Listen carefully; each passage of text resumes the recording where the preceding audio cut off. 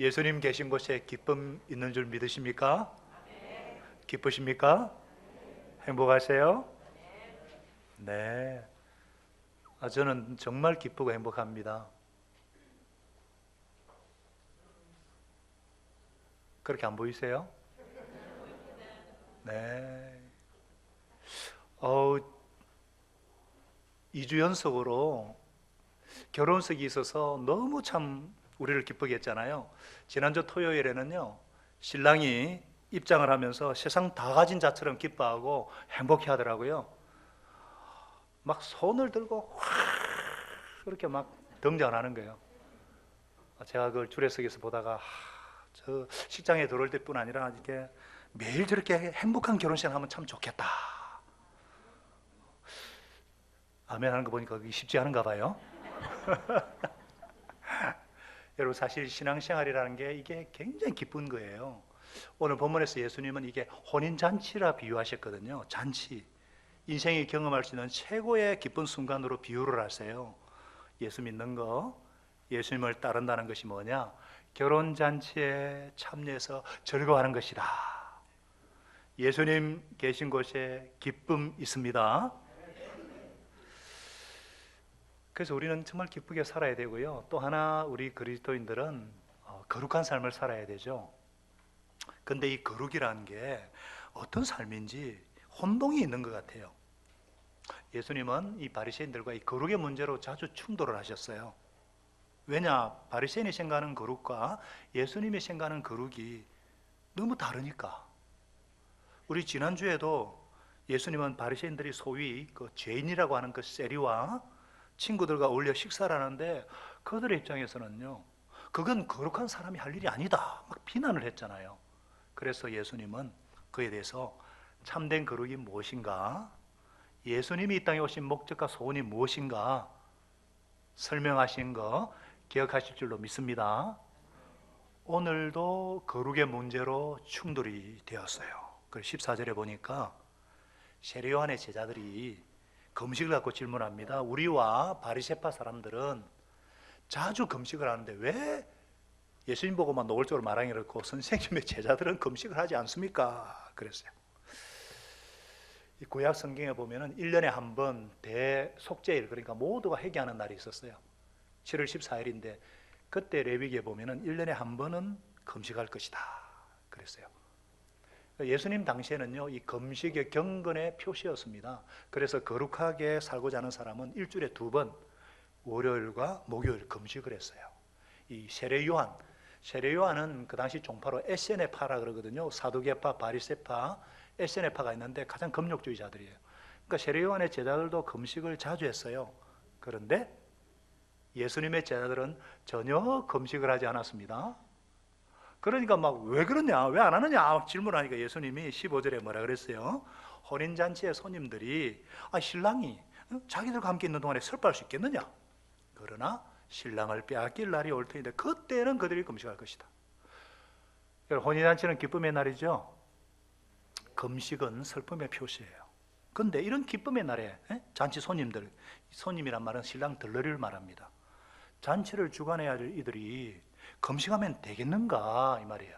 때를 알아야지 그 말이거든요. 어떤 믿음이 참 좋은 처녀가 결혼을 하게 되었어요. 결혼식 후에 피로연을 갖게 되었는데 막 신부 보고 막 노래를 하라고 막 노래해 그러니까 신부가 일어나가지고 저는 찬송가밖에 몰라요 그러면서 그러더니 괴로운 인생길 가는 몸이 평안히 쉴 곳이 아주 없네. 아니, 결혼한 신부가 지금 이 노래 하게 돼 있어요. 때를 알아야죠. 예수님이 지금 여기서 무슨 얘기하고 계세요? 바로 당신이 메시아이심을 선포하고 계시는 거예요. 구약의 예언자들이 장차 메시아가 오면 새로운 시대를 열 것인데 그것을 자주 혼인잔치로 비유하셨습니다. 호세아서에도 나와 있고요, 이사야에도 나와 있거든요. 바로 예수님이 구약이 예언자들이 약속한 그 시대가 도래했고 자신이 그 시대를 오게 한 메시아, 잔치집의 신랑이다, 지금부터 잔치가 시작되었다, 이 메시지를 전달하고 계신 것입니다. 예수님은 약속대로 오신 메시아 그리스도십니다. 기쁨을 주시는 분이십니다. 그래서 예수님은 기쁨을 주신다. 다 같이요. 예수님은 기쁨을 주신다. 이렇게 말하면은 아직 예수님을 모르는 분들, 아주 예수 믿지 않는 분들은 예수 믿는 사람이 정말 재미없는 것으로 생각해요. 무리도 아니죠. 모르니까. 그러다가 예수님을 믿고 간증을 하면은 예수 믿는 것이 이렇게 재밌는 줄 예전에 믿지 몰랐습니다. 그러잖아요. 왜냐?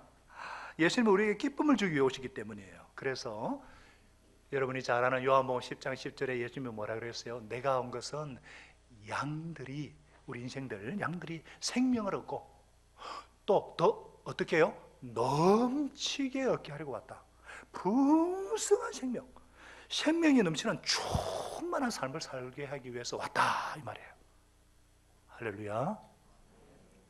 그래서 예수님을 주님으로 모신 삶의 특징이 무엇이냐? 기쁨입니다. 그리스도인의 삶의 특징은 기쁨입니다. 물론 갈등도 있고 고민도 있고 실망이 없는 게 아니죠. 그러나 어떤 것이 정상이고 어떤 것이 예외인가가 중요해요. 하나님을 모르는 사람도 기쁨이 있죠. 그러나 하나님을 모르는 삶의 그 기조, 그 바탕에는요, 염려와 근심과 두려움입니다. 가끔가다 기쁠 때가 있죠. 예수님을 주님으로 모시고 사는 삶은요, 기쁨이 그 저변에 잔잔히 깔려 있어요. 잔잔히 깔려 있어요. 그러다가 가끔 가다가 낙심하기도 하고 실망할 때가 있죠. 뭐가 바탕이냐, 뭐가 기초냐, 뭐가 기초냐, 그게 중요해요. 그래서 우리가 예수님을 주로 모신 그리스도인이라면은 그 삶에 기쁨이 있어야죠. 제가 보니까 지금 기쁨이 넘치는 분이 있고, 저기 지금 뭐 하는가 한번 보자 하는 분이 있고. 여러분, 내가 만일 그리스도인이라고 하면서 그 삶 속에 기쁨이 없다면은 심각하게 자신을 살펴봐야 돼요. 내가 하나님과 예수님에 대해서 잘못된 정보를 갖고 있든지, 혹은 하나님과 나와의 관계가 뭔가 올바로 되어 있지 않든지 심각하게 생각해 보셔야 돼요. 우리 예수님은 신랑으로 오셨고 기쁨을 주기 위해 오셨습니다. 그래서 하나님의 자녀라면 기쁨 가운데 사시는 저와 여러분이 되어야겠습니다. 그런데요, 이러한 기쁨은 우리가 어떻게 누릴 수 있는가? 자고 일어나면 갑자기 막 기분 좋은 거 그런 거 아니에요. 물론 그럴 때가 있어요. 요즘 저는 자고 일어나면 그냥 기분이 좋아요. 우리가 커피 한 잔을 마시면 기쁠 때가 있잖아요. 카페인 때문입니다. 또 담배 피시는 분들 아침에 일어나서 한 대 빨면은 머리가 팽 돌면서 기쁘죠. 술 한 잔 딱 하면은 기쁘죠. 그거는 순간적인 기쁨이고 그런 거 말고요. 우리 삶 가운데 잔잔히 깔려있는 그 기쁨, 그 잔잔히 깔려있는 그 기쁨, 그것은 순종을 통해서 옵니다. 기쁨은 순종을 통해서 와요. 뭐냐면요, 우리가 자식들이 하는 소원이 뭐예요? 잘 되고 행복하고 기쁜 삶을 사는 것이라면 우리를 향한 하나님의 소원은 더 그렇지 않겠어요? 우리가 기쁨과 행복 가운데 살기를 원하십니다. 그런데 우리가 그것을 잘 모르니까 하나님께서 주신 것이 계명이에요. 하나님의 말씀이에요. 기쁘고 행복한 삶을 살면 이렇게 해야 된다, 이런 거 하면 안 된다, 이게 계명인데 하나님의 소원에 부응하려면 계명에 순종하는 거예요. 예를 들어 볼까요? 용서가 그렇지 않습니까? 용서. 내가 누굴 용서하지 않으면 내가 먼저 죽습니다. 마음속에 어떤 그 분노, 어떤 그 미움, 또 그게 따르는 그 죄책감, 그러면서도 마땅한 방법이 보이지 않는 그 절망감, 그러다가 내가 이렇게 용서하고 나면 그때 맛보는 그 자유함, 어떤 그 기쁨, 용서해 보신 분은 아마 이 맛을 아실 거예요. 그래서 예수님은 용서하라 그러잖아요. 얼마만큼요? 70번에 7번이라도 용서하라. 그래야 기쁨이 넘치기 때문에, 맛볼 수 있기 때문에. 여러분들, 우리가 행복하기를 원하시고 기쁨 가운데 살기를 원하시는 하나님의 소원이 담겨 있는 것이 계명이에요. 그래서 하나님의 뜻에 순종해서 그 자녀들이 누리는 그 기쁨의 삶을 사는 여러분과 제가 되길 바랍니다. 예수님이 계신 곳에는 기쁨이 있습니다. 근데 이런 기쁨을 지속적으로 누리려면 훈련이 필요해요. 훈련이. 뭐가 필요하다고요? 훈련이 필요해요. 많은 분들이 예수님을 영접한 후에 감격이 있다가 잠시 시간이 지난 후 자꾸만 신앙생활이 힘들게 느껴지는 이유가 뭔가? 훈련의 기간을 거치지 않아서 그래요. 우리 삶에 잔잔한 기쁨이 이루어지는 바탕이 형성되기 위해서는 훈련이 돼야 돼요. 성경이 그걸 말하고 있잖아요. 이스라엘 백성들이 애굽에 탈출해가지고 그 노예 백성들이 훈련을 통해서 거룩한 하나님의 백성이 되잖아요. 예수님의 제자들도 3년 반이나 훈련을 받았어요.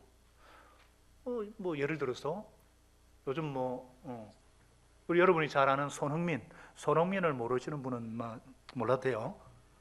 하여튼 이 축구 잘하는 한국이 난 하여튼 클래스가 다른 선수예요. 이 친구가 얼마나 훈련을 많이 받았는지 막 그렇게 훈련받으면서 기뻐하면서도 양발을 자유자재로 쓰시니까 클래스가 달라. 그래서 기쁨과 영광을 누려요. 훈련. 많은 분들이 이것을 모르고 그냥 주저앉고 예수 믿는 것은 힘든 거다 이상한 결론을 내려요. 훈련을 통과해야 됩니다. 예를 들어 볼게요. 교만한 사람이 이 교만이 훈련받아 죽지 않으면은 일생 동안 열등의식에 시달려요. 교만은 비교의식에서 오기 때문에. 그래서 정말 자유롭고 기쁨이 넘치는 사람으로 만들기 위해서 하나님은 자꾸만 교만을 깎으시는 것입니다. 또 성질이 급해가지고 이 난폭하신 분 있잖아요. 운전하는 거 보면 잘 알아요. 그리고 함부로 그냥 말을 해가지고 주위에 상처 주고 다치게 하고 뒤늦게 후회하는 분들 있잖아요. 잔잔한 기쁨의 삶을 못 살죠. 하나님께서 이런 분들 불러내가지고 훈련시켜요. 그게 극복하고 이겨내야 그 다음부터 기쁨의 삶을 살기 때문에 사람마다요 훈련받고 극복돼야 될 것이 다 달라요. 어떤 사람은 교만, 어떤 사람은 자존심, 어떤 사람은 급한 성격, 어떤 사람은 나약한 성격. 이걸 인격적으로 다 하나님이 훈련을 하세요. 그 목적은 뭐예요? 기쁨이에요. 그 목적은 뭐예요? 행복이에요. 그래서 히브리서 12장에 보면은요 하나님이 다 훈련하신다 그랬어요. 훈련이 없으면 사생자라 그랬어요. 그 목적은 뭐야? 우리에게 유익, 평강과 의로움의 열매를 맺게 하기 위해서. 할렐루야. 그래서 훈련이 왔을 때에 잘 감당하셔서 하나님이 원하시는 잔치의 기쁨을 항상 누리시는 저와 여러분 되기를 바랍니다. 그리고 이 기쁨은요 잘 간수해야 돼요. 간수를 해야 돼요. 잠시 기쁨이 아니라 삶의 그 기조를 이루는 잔잔한 기쁨이 이루면 과정이 필요하잖아요. 훈련이 필요하고 시간과 노력이 필요한데 요거 까먹는 거는 그냥 순간이에요. 우리가 사업체나 어떤 점포 하나 내는 것도 얼마나 노력과 희생과 수고가 들어가잖아요. 말아먹는 거 간단하잖아요. 기쁨도 훈련을 통해 잘 싸우다가 이거 말아먹는 거 순간입니다. 뭐가 말아먹는가? 순간적인 쾌락이 말아먹어요. 이 시험, 이 쾌락을 경계하셔야 돼요. 왜 우리가 이런 실수를 하냐면요 이 쾌락을 기쁨으로 잘못 생각해서 그래요. 쾌락은 기쁨이 아닙니다. 기쁨과 공존할 수도 없습니다. 기쁨을 빼앗아갑니다. 대부분 우리가 예수 믿기 전에는 술도 잘 마시고 마음대로 살았지만 보통 술을 끊잖아요. 그래도 이 습관이 남아 있어가지고 회식 분위기상 어쩔 수 없이 그냥 1차 가고 2차 하다가 나도 모르게 술을 할 수 있잖아요. 근데 또 술을 평소에 먹는 분들이 이렇게 폭탄주 먹고 막 이 사람들 그러잖아요. 그래가 기뻐하는 사람 보셨어요? 혼절하듯이 쓰러지고요. 막 그래가지고 나중에 머리가 빠개져 깨고 나면은 내가 술 먹으면 내가 X새끼다 막 그러잖아요. 쾌락에 기쁨이 없어요. 근데 왜 끌립니까? 죄성 때문에. 똥파리가 똥에 끌리듯이. 끌리니까 그 압박감을 해결하기 위해서 순간적인 쾌락에 몰두하는데 기쁨이 없어요. 그런 압박감이나 스트레스 쌓이니까 쾌락으로 풀려고 하고, 쾌락에 빠지지만 기쁨은 없어지고 점점 더 침체하고 우울해지고. 저 목사가 어떻게 다 알냐? 다 제가 해보고 한 얘기입니다. 오늘 이 쾌락을 경계하셔야 돼요. 지금 세상이 지금 쾌락으로 난리잖아요. 몰카니 뭐 버닝썬이니 지금요. 순간이고 끝은 멸망이에요. 쾌락은 기쁨이 아니고 빼앗는다는 거 가지고 잘 간수하셔야 돼요. 예수님은 기쁨을 주시고 그리스도의 삶의 특징은 기쁨이고, 그러려면 순종하고 훈련을 받고 잘 간수해야 되는데 어디에 간수해야 되냐? 간수하되 새 부대에 간수해야 된다. 다 같이요. 새 부대에 간수해야 된다. 그래서 예수님이 오늘 16절 17절에 말씀하는 게, 생배 조각을 낡은 옷에 대고 깃는 사람이 없다. 옛날에 옷이 귀하거든요. 그래서 막 끼워 입고 그랬는데, 깨끗한 새 조각을 새로 끼우면요 옷을 당겨가지고 크게 찢어져요. 또 새 포도주, 그 당시에는 포도주를 가죽부대에 담았는데 이 포도주가 발효가 심하잖아요. 낡은 가죽부대에 담으면 터져버려요. 그래서 항상 새 포도주에, 그래서 새 포도주는 새 가죽부대에 넣어야 둘 다 보존된다. 당연한 말씀이시죠? 왜 당연한 걸 예수님 말씀하시느냐? 생배 조각과 새 포도주는 예수님과 예수님의 가르침, 복음을 가리켜요. 낡은 옷과 낡은 가죽부대는 유대교의 형식과 낡은 전통, 관습을 말합니다. 예수님은 메시아인 내가 왔으니까 종교적인 형식이나 틀도 바뀌어야 된다. 옛날부터 지켜오던 그런 관행, 이런 인위적인 경건의 모습 가지고는 메시아와 더불어 사는 삶, 기쁨과 행복이 넘치는 삶을 살 수가 없다. 틀을 바꿔야 한다, 이 말씀이에요. 동의하시면 아멘. 저를 보셔야 돼요. 잠 오는 시간이니까 여러분 이것도 틀을 바꿔야 돼요. 이 시간 잠 오는 시간이에요. 이 생각 자체를 바꿔야 돼요. 이 시간은 너무 신나는 시간이고 너무 행복한 시간이고. 자, 예수님이 전하는 복음은요 또 하나의 종교가 아니에요. 너희들 이틀 금식하나? 우리는 사흘 금식하겠다. 그런 시간이에요. 절에 가도 시주했는데 교회 다니면서 헌금을 안 할 수 있나? 이런 식으로 이것도 문제가 있어요. 예수님 따른다는 것은 기존의 생활에다가 또 하나의 종교 활동을 더하는 게 아니에요. 완전히 새로운 차원, 전혀 다른 본질의 변화, 새 사람 되는, 이걸 거듭난다 그러죠. 그래서 고린도서 5장 17절은 이렇게 말씀하세요. 다 같이 읽습니다. 시작. 누구든지 그리스도 안에 있으면 그는 새로운 피조물입니다. 옛것은 지나갔습니다. 보십시오. 새 것이 되었습니다. 새 피조물, new creature, 새로운 피조물이에요. 그러니까 예수님을 따르는 삶은 전적으로 새로운 삶의 태도, 생활, 습관, 가치관을 요구합니다. 새 포도주는 새 가죽부대를 필요로 합니다. 새 술은 어디에요? 새 부대에. 좋아요. 한 번 더. 새 술은 새 부대에. 그죠? 그래서 우리도 예수님을 주인으로 모셔드리고 기쁨의 삶을 살려면 새 부대로 바꿔야 합니다. 예를 들면은 어떤 분이 예수님을 영접했어요. 그런데 삶에 어떤 기쁨이 없어요. 왜냐? 사고는 옛날 사고 그대로예요. 옛날 부대예요. 예수님을 모시고 사고가 변하지 않으니까 이게 찢어지는 거예요. 복음도 재구시를 못해요. 어떤 분은 예수님 영접하고 사고는 조금 변화가 있는데 생활 습관은 그대로예요. 그러니까 복음의 기쁨을 맛보려면 이 부대를 바꿔야죠. 삶의 스타일과 방식을 바꿔야죠. 주일 중심으로 바꾸고 목장 중심으로 바꾸시고, 야행성인 분은 좀 새벽형으로 좀 바꾸시고 그래야 되는데 맨날 나는 그대로 있으면서 왜 은혜 안 주냐 해서는데 그게 될 법이나 해요. 어떤 분은 예수님을 영접했다고 해도 가치관이 그대로예요. 만나 대화를 해보면요 옛날 가치관 그대로예요.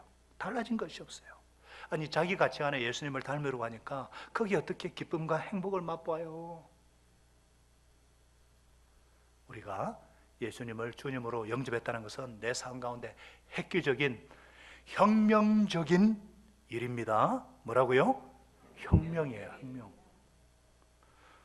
이것을 수용할 수 있는 사고와 생활 습관과 가치관이 바뀌어야지. 그렇지 않고 옛날과 똑같은 가치관, 똑같은 사고, 똑같은 생활 습관을 갖고 크신 예수님을 집어넣으려고 하다 보니까 신앙도 제대로 안 되고 생활도 제대로 안 되고요. 미치는 거예요. 그러면서 예수 믿는 거 어렵다, 힘들다, 재미없다 이런 이상한 소리는 하고요. 돌아다니면서 공동체 욕이나 하고 말이죠. 여러분, 우리 가정기도 그렇잖아요. 새술이니까 새부대에 담아야 되잖아요. 저는 진짜 피나는 노력합니다. 내 생각과 과거에 어떤 그런 방식, 경험들, 업적들, 현실의 안구자우자로 마음을 버리고요. 정말 겸손하게 예수님을 배우려고 하고 끊임없이 회개하고요. 예수님의 마음은 무엇일까? 예수님을 알려고 해요. 이 쉽지 않습니다. 그래도 우리 리더십들이나 우리 성도들은 참 착해서 잘 따라와 주셔서 너무 감사해요. 아멘. 그 새로 믿는 분들은 복 받았어요. 편하잖아요. 보고 배운 대로 하면 되니까. 우리가 주님을 모시고 있는 삶요, 교회 사역도 마찬가지예요. 세상적인 방법은 안 돼요. 예수님의 방법, 성경대로요. 그래서 자, 내가 새 부대인가 아니면 낡은 부대인가 알 수 있는 것은 한 가지 방법이에요. 기쁨이라는 것으로 확인해 보시면 됩니다. 내 신앙생활에, 내 사역에, 아니면 우리 목장에, 우리 교회에, 내가 섬기는 부서에 정말 거기에 예수 생명이 있고 기쁨이 있는가? 그렇지 않으면 뭔가 부대가 잘못되었다, 굉장히 경직되었다 하시는 거 아시고 새 부대를 찾으셔야 합니다. 그래서 우리 예배도 살아있는 예배, 영과 진리로 드리는 예배가 되기 위해서 만일에 뭔가 살아있지 않고 형식화 되어 있으면 우리는 가감하기 없어요.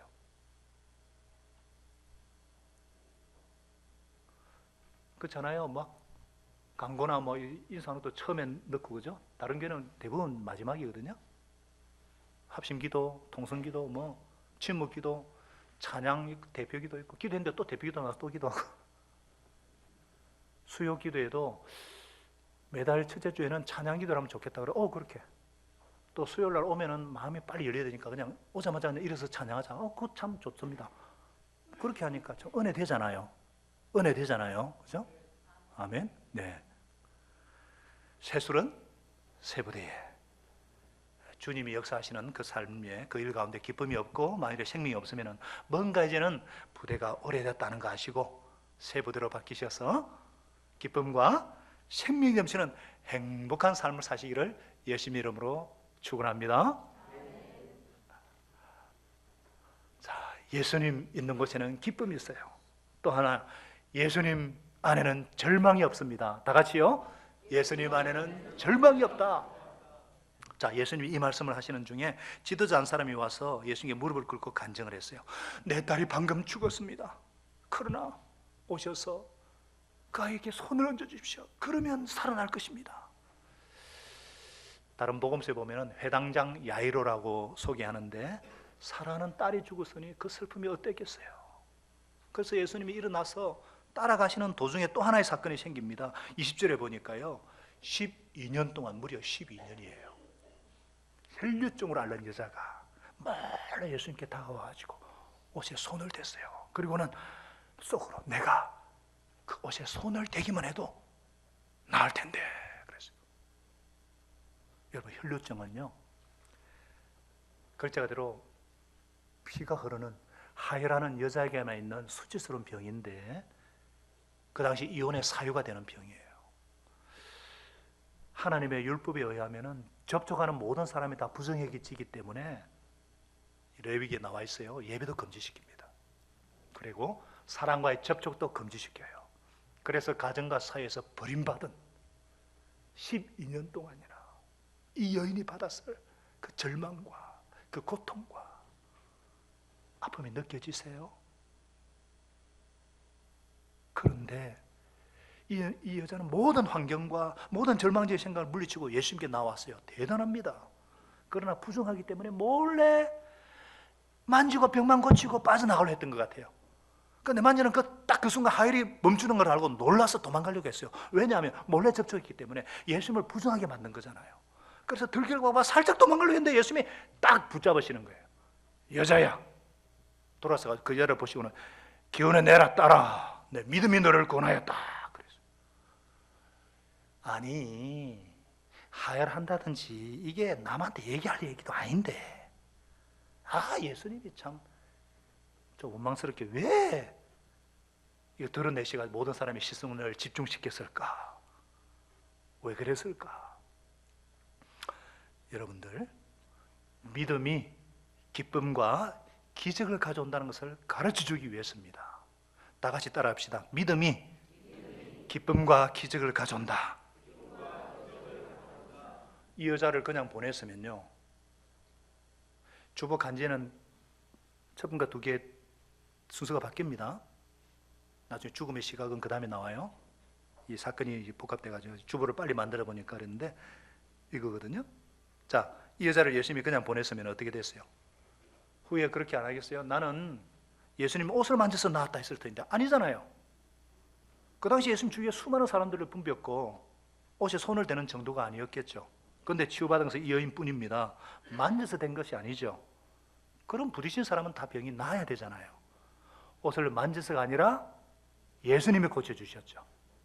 그래서 예수님은 네가 치유된 것은 옷을 만진 것 때문이 아니라 너의 믿음 때문이다. 믿음의 대상이신 예수님께서 치유하신다는 사실을 가르쳐주기 위해서 중요한 것은 믿음이고 믿음의 대상이라는 것입니다. 여러분, 믿음이라는 게 언제든지 어떤 매개체가 있는 게 사실이죠. 그래서 나는 왜 이렇게 믿음이 부족해서 치유가 일어나지 않을까? 어떻게 하면 내가 치유를 경험할 수 있는 믿음을 가질 수 있을까? 하면서 어떤 방법, 어떤 매개체를 찾습니다. 그리고 우리도 마치 어떤 그 행위 자체를 우리를 구원하는 것처럼 그렇게 강조하기가 쉬워요. 아닙니다. 우리를 치유하게 하는 거, 우리에게 치유를 가져오는 것은 손댄 것이 아니라 예수님이십니다. 우리의 믿음의 대상이신 예수님이 치유하십니다. 그래서 마태복음 17장 20절 하반절에 이렇게 말씀하셔요. 너희에게 겨자씨 한 알만한 믿음이 있으면 이 산들어 여기서 저기로 옮겨라 하면 그대로 될 것이고 너희에게 못할 일이 없을 것이다. 그랬어요. 겨자씨 한 알만한 믿음이 있으면 산도 옮길 수 있다는 거예요. 예수님이 고치신다는 겨자씨 한 알만한 믿음만 있으면 된다는 것입니다. 그래서 나 자신을 보지 말고 예수님을 바라보시기 바랍니다. 어떤 어려운 환경, 어떤 고질적인 연약한 가운데 계신 분들, 나같이 믿음 없는 사람이 이거 되겠는가? 절대로 그런 생각하지 마시기 바랍니다. 어떤 형식이나 어떤 방법이 아니에요. 예수님에 대한 믿음이 중요해요. 겨자씨 하나만한 믿음, 예수님에 대한 믿음이 기쁨과 기적을 가져옵니다.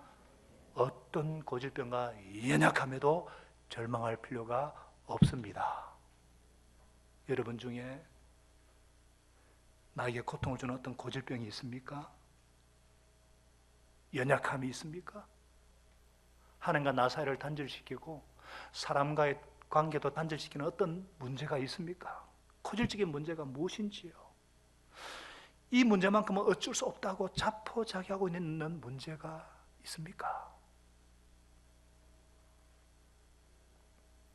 혹시나 그렇지 않으면 어떤 시험 실패나 어떤 직장 문제와 같은 절망적인 상황이 문제입니까? 부모님의 질병과 구원 문제가 있습니까? 자녀를 인해서 고통당하는 분이 계십니까? 겨자씨 한 알만한 믿음만 있으면 된다고 말씀하십니다. 그러면 산도 움직인다고 말씀하세요. 예수님이 태산을 만든 분이시고 태산을 움직이시는 분이시기 때문입니다. 이런 나의 고질적인 문제를 예수님께 내어놓고 예수님이 반드시 치유해 주신다는 믿음으로 손을 내밀 때에 반드시 치료해 주실 줄로 믿습니다. 오늘날 많은 사람들이 예배를 드려요. 기도를 해요. 그러나 주님의 능력을 힘입어서 고질병에서 고침을 받고 새로운 삶을 사는 사람은 너무나 적어요. 왜 그런가? 왜 그런가? 왜 그렇게 예배도 많고 왜 그렇게 교회도 많은데 변화된 삶을 사는 사람들은 왜 그렇게 적은가? 여러분, 우리가 굉장히 잃어버리기 쉬운 게 뭐냐면요, 우리의 믿음의 대상은 항상 하나님, 예수님이어야 합니다. 아멘이세요? 근데 잘못하면요, 어떤 방법, 어떤 매개체가 무슨 능력이나 기적을 가져오는 것처럼 생각하기가 쉬워요. 시선은 항상 하나님께, 항상 은혜를 베풀어 주신 하나님께, 예수님께. 우리가 예수님을 영접하는 것도 그렇잖아요. 뭐 영접하는 기도가 우리를 구원하는 건 아닙니다. 하나님이죠. 심지어 어떤 사람이 전도를 하러 가니까 빨리 하시오, 영접하는 기도 해줄게. 그거 아니잖아요. 또 우리가 열심히 기도를 한다고 해서 응답을 받고 그러면 기도가 그런 응답을 가져온다고 생각을 해요. 물론 하나님께서 기도를 매개체로 쓰시지만 그런 응답을 주시는 것은 기도가 아니라 누구예요? 예수님이죠. 하나님이세요. 이런 모든 것들은 은혜의 수단이고 방편이지 본질은 예수님의 이름, 권세. 그래서 우리가 자꾸만 신앙생활 하면서도 어떻게 하면 기도응답 받을까? 어떻게 하면 성령 충만할까? 어떻게 하면 치유의 능력을 체험할까 하면서 자꾸만 어떤 기술이나 어떤 방법이나 어떤 형식에 집중하기가 쉬워요. 그러다 보면 하나님을 잊어버리기가 쉬워요. 하나님 없이도 얼마든지 사역할 수 있습니다. 이단들은요, 더 사람 잘 모아요. 하나님 없이도 얼마든지 할 수 있어요. 중요한 것은 형식이 아니라 하나님과의 관계죠. 관계. 그래서 우리 삶 가운데 항상 기쁨이 넘치고 기적을 체험하기 위해서는 방법을 추구하지 마시고 하나님을 추구하시고 항상 하나님과의 관계에 집중하시기를 바랍니다. 새 포도주이신 예수님과의 관계, 나의 믿음의 대상이신 예수님과의 건강하고 막히지 않는 따뜻한 관계. 그럴 때에 하나님이 내 삶 가운데 역사하셔서 열매도 있고 능력도 나타나고 기적이 나타날 수 있고 항상 관계에 집중하시는 여러분과 제가 되기를 바랍니다. 예수님이 한창 이 여인하고 이렇게 주고받는 사이에 야이로 집에 이르렀는데 막 피리를 부는 사람들과 떠드는 무리라니 곡하는 사람이 아이고 막 곡을 하는 거예요. 예수님이 그들에게 모두 물러가라. 그 소녀가 죽은 것이 아니라 자고 있다. 그러니까 그들이 예수를 비웃었다 그랬어요. 그 당시 유대 땅에는 전문적으로 돈을 받고 곡을 해주고 피를 부는 사람들이 있었어요. 한참 판을 벌리고 신나 있는데 예수님이 오셔가지고 잔다 그러니까 이 무슨 황당하기도 하고 화도 나고 뭔가 빠질나가려고 뭐 술을 쓰는 것보다 막 비웃으니까 예수님이 뭐라 그랬어요? 잔다 그랬어요. 예수님은 죽음을 잠과 같이 보셨습니다. 그래서 죽음에 대한 우리의 시각도 달라져야 합니다. 다 같이 죽음에 대한 우리의 시각도 달라져야 한다. 새 포도주 대신 예수님 안에서 죽음에 대한 시각도 달라져야 돼요. 질병에 대한 시각도 달라져야 돼요. 절망이 없습니다. 자, 여러분 보세요. 죽음하고 잠하고 굉장히 비슷하잖아요. 눈을 감고 반드시 누워있는 모습도 같고요. 잠이란 게 깨기 위해서 휴식을 취한 후에 희망찬 새 아침을 맞이하잖아요. 그래서 평화스러운 마음으로 내일에 대한 부푼 꿈을 안고 잠자리에 들잖아요. 잠 싫어하는 분 계세요? 어제 안 주무신 분 계세요? 저는 잠을 너무너무 좋아해요. 그냥 자고 싶어요. 이처럼 죽은 후에는 영광스러운 부활의 새 아침이 기다리고 있어요. 부활에 대한 소망이 없는 자에게 죽음이란 참으로 고통스러운 것이에요. 왜? 영원한 이별이기 때문에, 또 흙으로 돌아가는 것이기 때문에 너무 허무해요. 그래서 대성통곡을 합니다. 그러나 우리 신자에게 죽음은 영광스러운 부활에 이르는 과정입니다. 잠시 자고 난 후에 새 아침을 맞듯이 잠시 잠드는 후에 영광스러운 부활의 새 아침을 맞이하기 때문에 이 죽음 오시는 예수님의 시각, 이 예수님의 눈, 여러분 죽음이란 게 가장 절망적인 상황, 가장 슬픈 상황, 가장 어두운 상황이잖아요. 그런데 그것을 가장 큰 희망과 가장 큰 소망과 기쁨으로 승화시키는 예수님의 시각, 이 예수님 안에서 죽음조차도 잠을 볼 수 있다면 이 예수님 계신 곳에는 영원한 기쁨, 영원한 절대적인 기쁨, 참된 기쁨이 있습니다.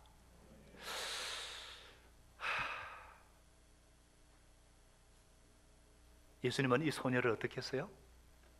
무리를 다 내보시고 손을 잡아 딱 이렇게 소녀야 일어나라 달리다 쿵 하니까 벌떡 일어난 거예요. 소녀 일어나자마자 엄마 배고파 그런 게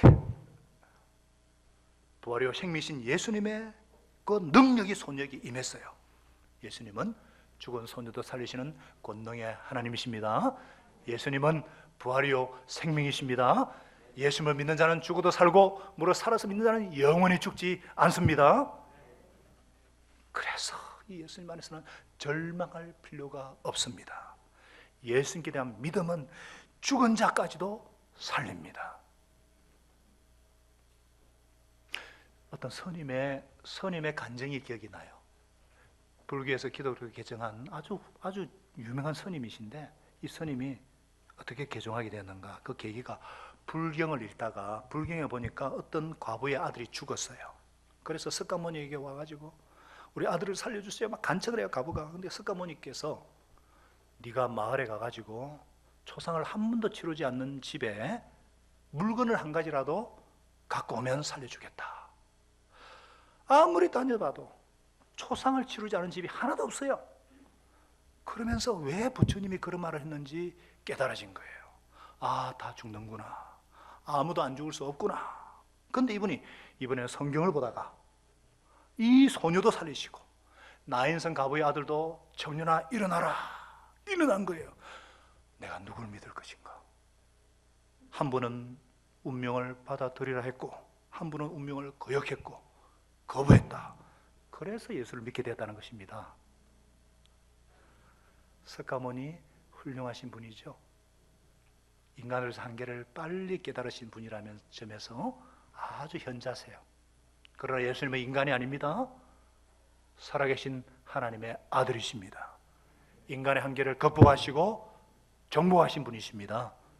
그래서 그리스도 안에는 절망이 없습니다. 어떤 것도 절망할 필요가 없습니다. 예수님이 계신 곳엔 기쁨이 있습니다. 예수님이 계신 곳엔 생명이 있기 때문입니다. 이 예수님을 온전히 신뢰하시고 의탁할 때 하나님께서 친히 일하시는 것을 경험하게 하십니다.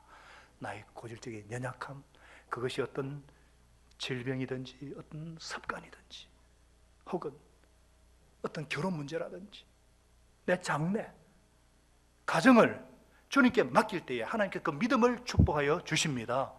필요한 은혜도 주시고 평강도 주시고 물들도 주시고 건강도 주시고 가장 알맞는 믿음의 짝도 주시고 직장의 꼬인 문제도 해결해 주시고 장래를 가장 좋은 길로 인도하여 주십니다.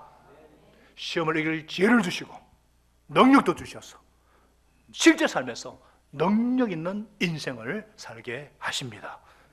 예수님이 계신 곳에는 기쁨이 있습니다. 예수님이 계신 곳에는 생명이 있기 때문입니다. 기도하시겠습니다. 성령님께서 나를 만져주신다 하시는 분들은 바로 나가지 마시고 좀 더 주님의 만지심을 기다리면 좋겠어요.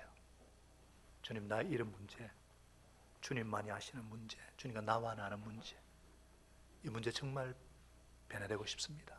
그래서 잔잔한 기쁨, 정말 그 기쁨, 주님의 기쁨을 누리기를 원합니다. 이 어찌할 수 없는 고질적인 문제, 주님 도와주십시오. 주님 도와주세요. 하나님 앞에 헌신할 때 우리 주님은 능력이십니다. 이 주님의 이름 근세를 의지하시고 정말 이 새 부대가 되기 원합니다. 새술 새포도 되신 예수님을 새롭게 만나는 새 부대가 되게 하시옵소서. 새 부대가 되게 하시옵소서. 우리 기도하는 분들을 위해서 조용히 5층에서 목장별로 또 1층에 친교하도록 하겠습니다. 계속 견신민호 쓰신 분은 기도문 쓰시고요. 기도하겠습니다. 이제 새 포도도 되신 예수님, 그 주님의 이름과 그 이름 능력과 권세를 의지하고 평안한 마음으로 삶의 현장으로 돌아가십시다. 선한 일에 용기를 가지시며 악을 악으로 갚지 마십시다. 항상 연약한 자를 도우시고 병든 자를 찾아보시고 곤란당하는 이웃을 위로하십시다. 모든 사람을 존경하시고 주님께 봉사하고 주님을 더 사랑하십시다. 모든 일을 믿음과 사랑으로 행하시고 어떤 일에도 소망을 포기하지 마십시다. 그리고 거룩하신 성령님께 순종해서 기쁨과 감사의 생활을 해나가십시다. 우리 하나님 아버지는 저와 여러분을 항상 도와주실 것입니다. 이제는 우리의 주인 되시고 하늘과 땅의 모든 권세를 가진 예수 그리스도의 크신 은혜와 아버지 하나님의 지극히 크신 사랑하심과 성령 하나님의 임재하심과 치유하심과 충만케 하심이 주님을 따르며 새 부대가 되어 주님의 기쁨이 되기를 간절히 소원하는 주의 자녀들 머리 위에와 36개 목장의 목자 목녀들과 동력자 된 목원들 위에와